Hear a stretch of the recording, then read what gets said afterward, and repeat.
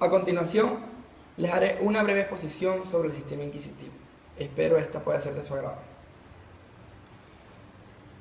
Comenzando con una definición general, podemos decir que nos encontramos en un proceso de un sistema inquisitivo, cuando las facultades de acusar y juzgar recaen en manos de una sola persona, de una misma persona. O mejor dicho, el juez y el órgano acusador trabajan a la par, quiere decir que estos trabajan juntos. Cuando decimos que estos trabajan juntos, nos referimos al Ministerio Público y al Poder Judicial.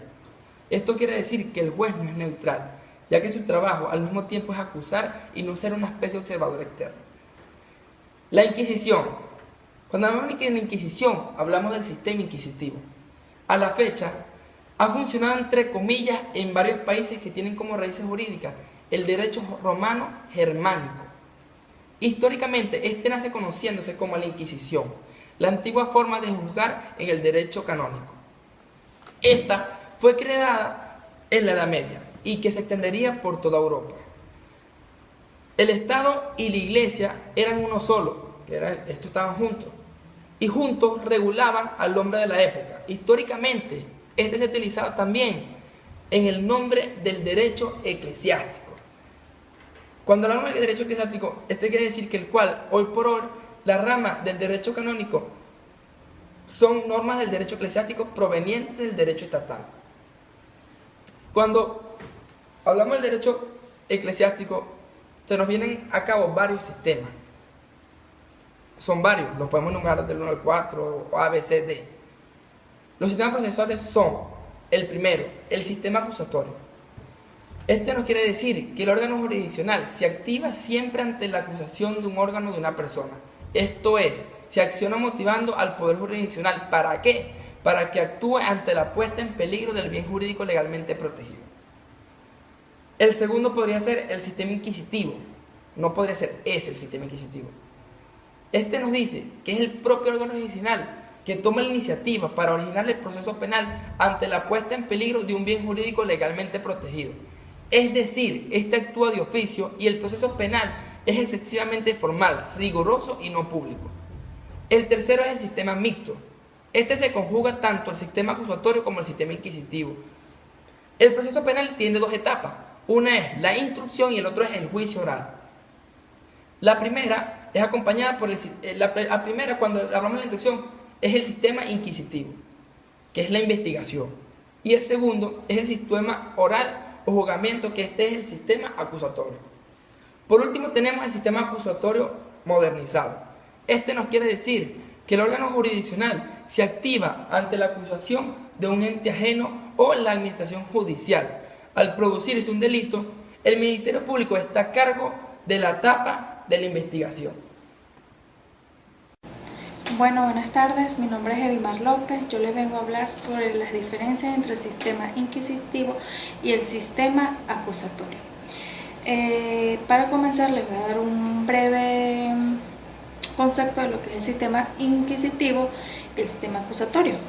Pues tenemos que el sistema acusatorio es el sistema procesal que concibe al juez como un sujeto pasivo rígidamente separado de las partes y al juicio como una contienda entre iguales iniciada por la parte acusadora.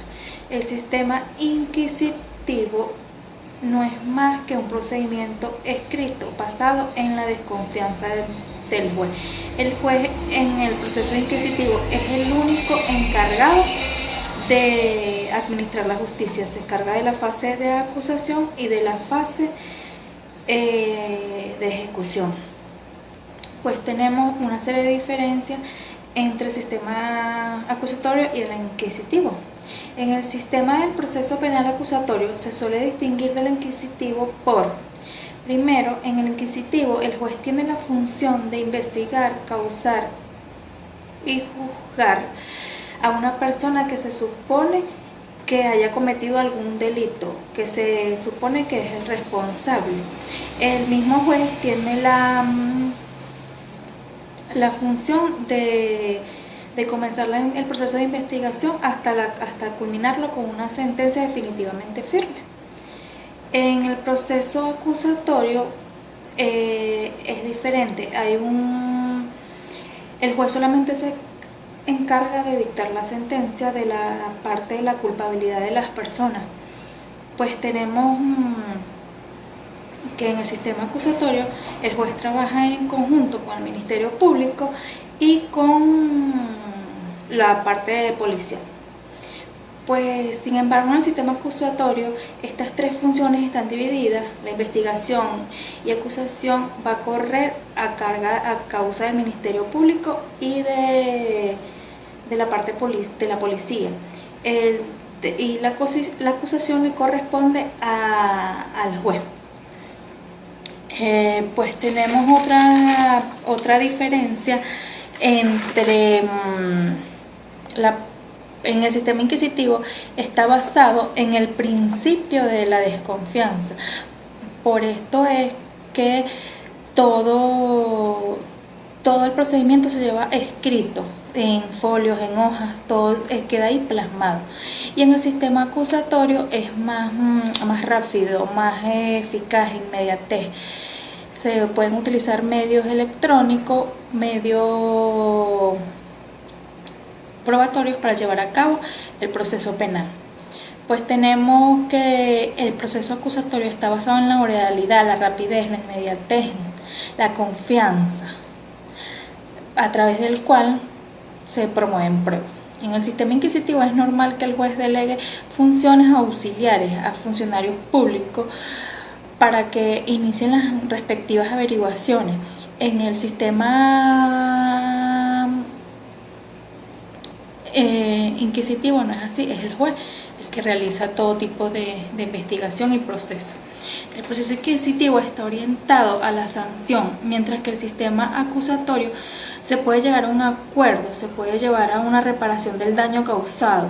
Entre estos acuerdos en la parte penal podemos mencionar una medida cautelar.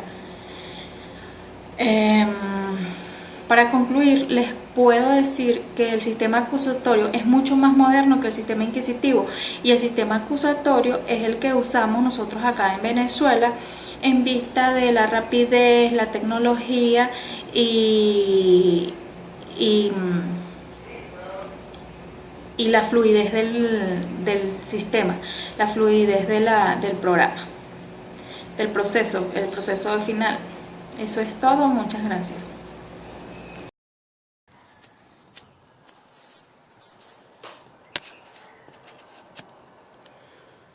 Buenos días, mi nombre es José García, participante de la Cátedra de Instituciones del Derecho Penal. En este caso me toca exponer sobre las fuentes del derecho penal y los principios rectores que la determinan. Partiendo de la pirámide de Kelsen, primeramente la Constitución de la República Bolivariana como Carta Magna, como fuente expresa, es una de las primeras. Tenemos seguidamente las leyes como fuente inmediata y suprema. Por supuesto también debemos citar los tratados internacionales, nuestro Código Orgánico Procesal Penal, y existen también normas rectoras.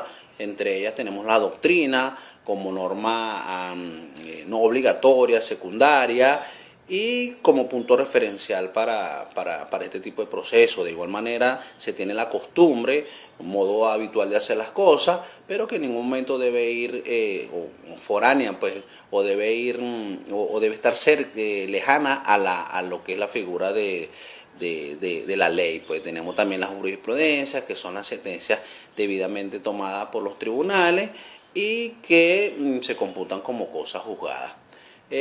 Colindan con esta serie de disposiciones fundamentales, colindan lo que son los artículos emanados de la Constitución Nacional, como es el artículo 26, 46 y 49, donde se hace mención expresa el acceso a los órganos de la Administración de Justicia, el derecho a la tutela judicial y la defensa de la asistencia jurídica. Toda persona se presume inocente ¿verdad? Toda persona tiene derecho a ser oída en cualquier clase de proceso, con las debidas garantías y entre los plazos razonables. De igual manera, toda persona tiene derecho a ser juzgada por un juez natural, a ser juzgada en la jurisdicción o domicilio fiscal donde éste haga vida, y por supuesto a mantener las garantías que contiene o que cita la Constitución Nacional.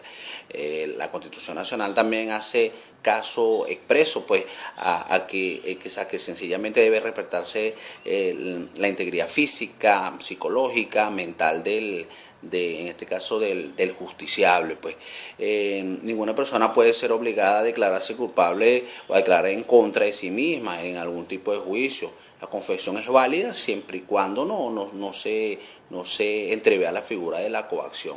Hay aspectos fundamentales también como estos principios rectores, los cuales derivan pues de lo que es el principio de justicia, y sencillamente buscan pues lo que es la figura de la verdad, pues la verdad procesal. Uno de estos aspectos que le hago mención es que el procesado, pues, hasta que no se declare, hasta que no haya la declaración de culpabilidad, el procesado, por supuesto, es inocente. No se puede procesar a una persona o impugnar como delito bajo la figura de la analogía, pues no se pueden hacer comparaciones con otros delitos porque los delitos son, si se quiere decir, sui generis.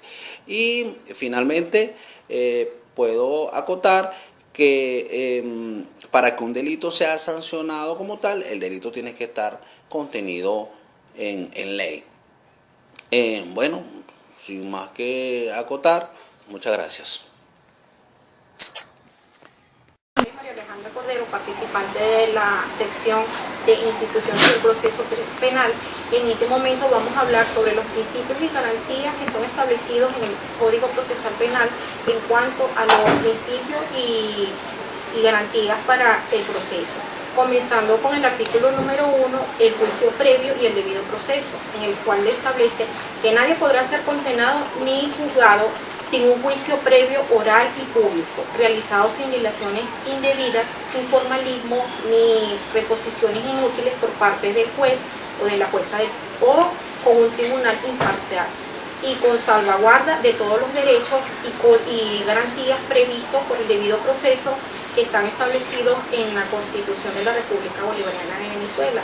En el artículo número 2 encontramos el ejercicio de la jurisdicción, la cual le da la potestad de administrar justicia penal emanada de los ciudadanos y ciudadanas de la República, y esta se imparte en nombre de la República Bolivariana de Venezuela por autoridad de la ley. Corresponde a los tribunales juzgar y ejecutar y hacer ejecutar los juzgados. Quiere decir con ello que las decisiones emanadas de los jueces del Tribunal de la República deben ser acatadas por cualquier órgano perteneciente a la justicia penal. En el artículo número 3 encontramos la participación ciudadana en la administración de justicia, que se ejerce a través de los mecanismos de control social previstos en el ordenamiento jurídico, y la designación de los jueces y juezas, así como la defensa de la Contraloría Social en los juicios orales, con seguimiento para la aplicación de fórmulas alternativas a la prosecución del proceso y el cumplimiento de la pena. Tenemos el artículo número 4, que habla sobre la autonomía y la independencia de los jueces en el ejercicio de sus funciones. Estos son autónomos para emitir las opiniones independientes de los órganos del poder público. Los jueces deben hacer solamente obediencia y acatamiento a la ley, al derecho y a la justicia. Todo ello concatenado con el principio de la legalidad establecido en la Constitución de la República Bolivariana de Venezuela. Los jueces o juezas de la República de Venezuela deben hacer respeto al principio de la legalidad.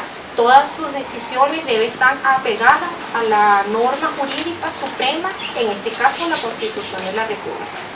En el artículo número 5 encontramos que la autoridad de los jueces debe ser cumplida y se harán cumplir mediante sentencias y actos dictados en el ejercicio de sus atribuciones legales.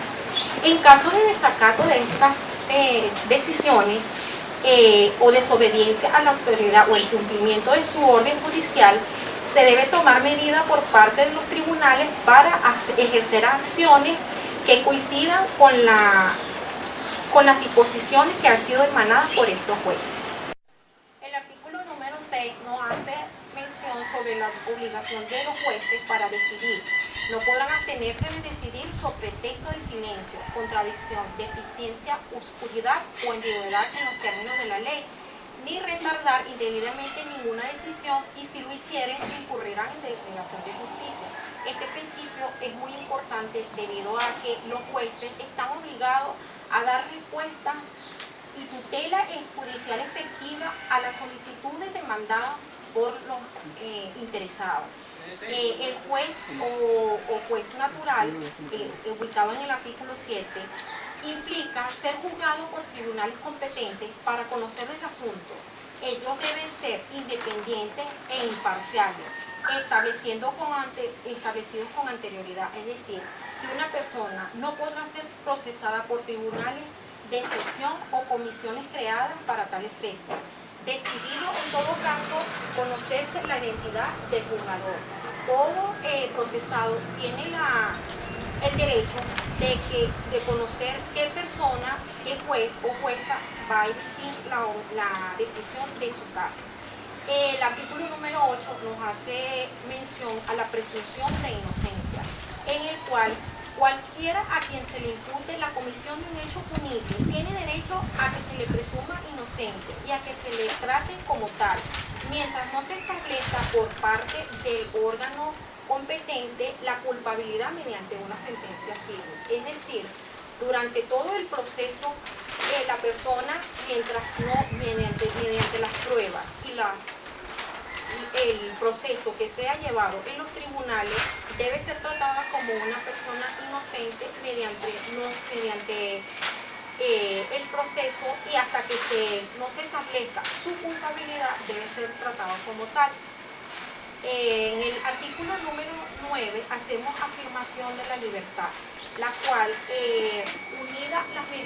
tomadas las medidas de prevención en contra del imputado, este código autoriza, conforme a la Constitución de la República Bolivariana de Venezuela, el respeto a su libertad.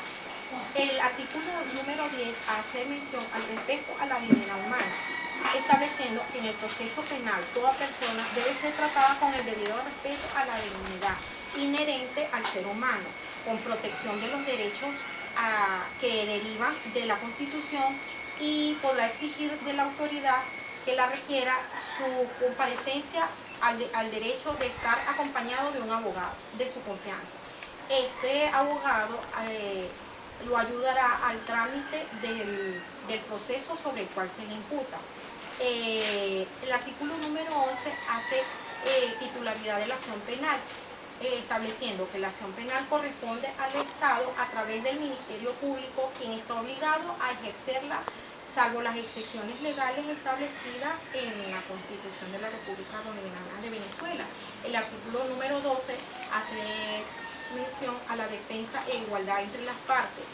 La defensa es un derecho inviolable en todo estado y grado del proceso. Es un derecho que el Estado debe brindarle al procesado, y le corresponde a los jueces garantizarla sin preferencia alguna y sin discriminación de ningún tipo para el procesado. Los jueces y juezas y demás funcionarios judiciales no podrán mantener directa o indirectamente ningún tipo de comunicación con las partes implicadas en el proceso. Solamente podrá tener comunicación con ellos en presencia de todas las partes en conjunto, los abogados y la abogada. Esta comunicación solamente será sobre los asuntos sometidos a su conocimiento.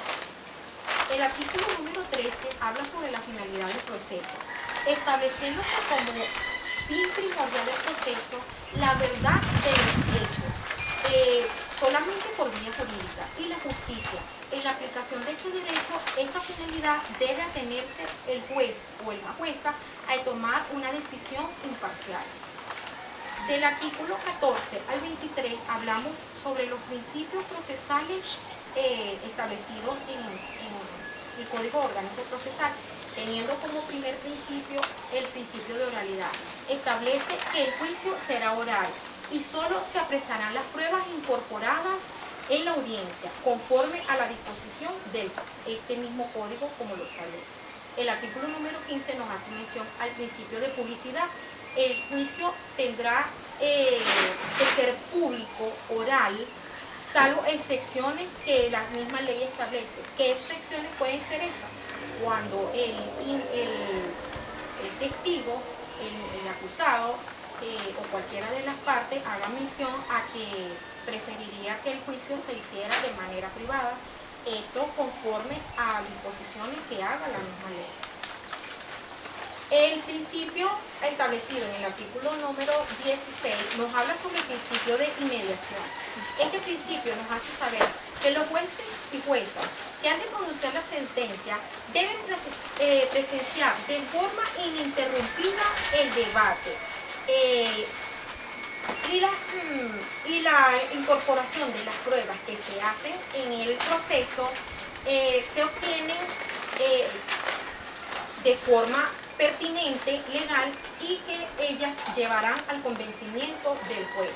Supone esta presentación de las pruebas el contacto directo con el juez o el tribunal, que son los llamados a conocer, no solo por las partes, sino por la actividad probatoria que le permite obtener una impresión directa al mismo para poder formar una opinión y poder emitir una decisión pertinente, consona y precisa. El artículo 17 nos hace mención al principio de concentración. Iniciado el debate, este debe concluir sin interrupciones en el menor número de días consecutivos y posibles.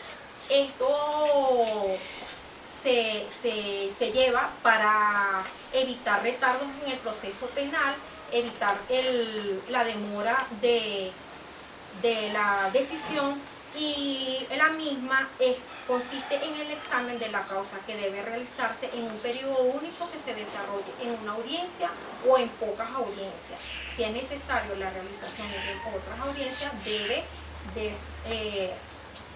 realizarse sin dilaciones inútiles para llevar el proceso a su mínima expresión. En el artículo 18 encontramos el principio de la contradicción. Dice que el proceso tendrá carácter contradictorio. Esto permite el desarrollo del proceso, todos los sujetos procesales, es decir, en el proceso se presentan dos partes, el acusado y el acusador.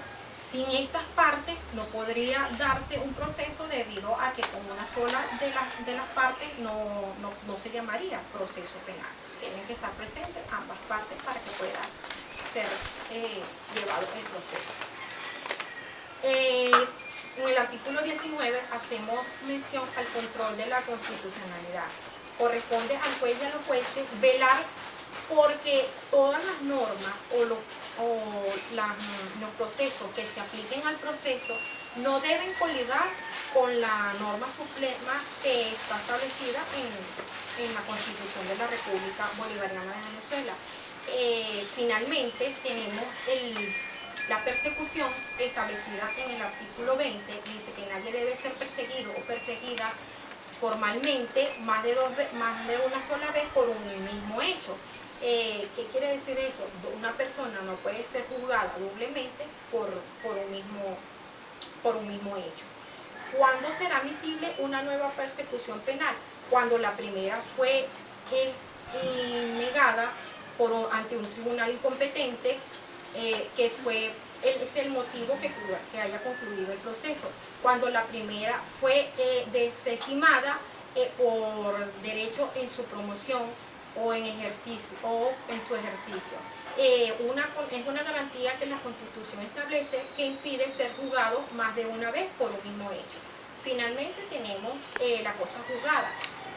Una vez concluido el juicio por sentencia firme, no podrá ser nuevamente reabierto un proceso una vez que se ha determinado una sentencia firme sobre determinado hecho. excepto en los casos de revisión conforme a lo previsto en el Código Orgánico Procesal Penal. Con esto damos concluida la exposición sobre el tema número 1 que nos fue impuesto mediante materia de instituciones del proceso penal e instruido en este momento por la profesora Reinalis Montero. Esperamos que con esta exposición haya sido de su satisfacción y que hayamos podido alcanzar los objetivos